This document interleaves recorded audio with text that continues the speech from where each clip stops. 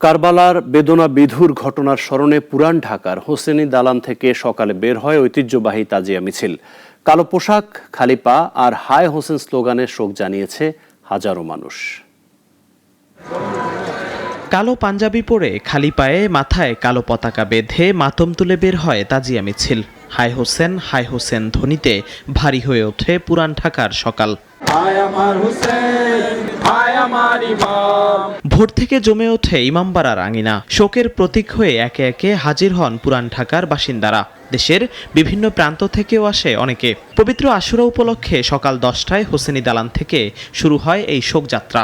যারা হোসেনের ভক্ত, যারা নবীর সত্যিকারের প্রেমিক, তার নাতিনের সেই মর্মান্তিক দুর্ঘটনা শহীদ হয়েছেন, যে সেটাকে মনে করে তারা প্রতিবাদ জানাচ্ছে। তুমি ছোট হতে পারো, কিন্তু তোমার লক্ষ্য যদি নিখুঁত হয় তাহলে বিরাট এক সেনাবাহিনীর বিরুদ্ধেও তুমি যুদ্ধ করতে পারো। সেটা অবশ্যই সত্য ও ন্যায়ের জন্য।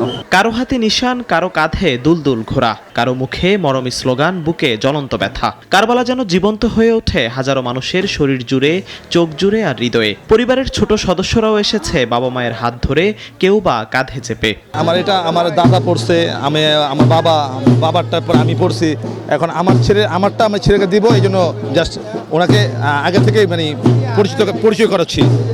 বাবুকে নিয়ে উদ্দেশ্য এটাই। মিছিলটি ঘুরে আসে Bakshibazar, Urdu road, Lalbagh, Azimpur, Nilkhet, new market হয়ে শেষ হয় ধানমন্ডিতে। মিছিলে অংশগ্রহণ না করলেও রাস্তায় দাঁড়িয়ে শোকযাত্রার মৌন সাক্ষী আশপাশের মহল্লার মানুষ।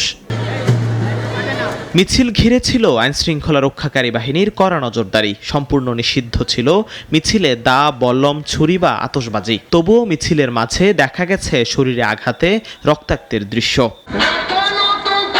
10 মহররম ইতিহাসের এক নির্মম অধ্যায়। কারবালার প্রান্তরে ফোরাত নদীর তীরে সত্য আর ন্যায়ের পক্ষে দাঁড়িয়ে শহীদ হন মহানবী সাল্লাল্লাহু আলাইহি ওয়াসাল্লামের দহিত্র ইমাম হোসেন রাদিয়াল্লাহু তাআলা আনহু ও তার পরিবার।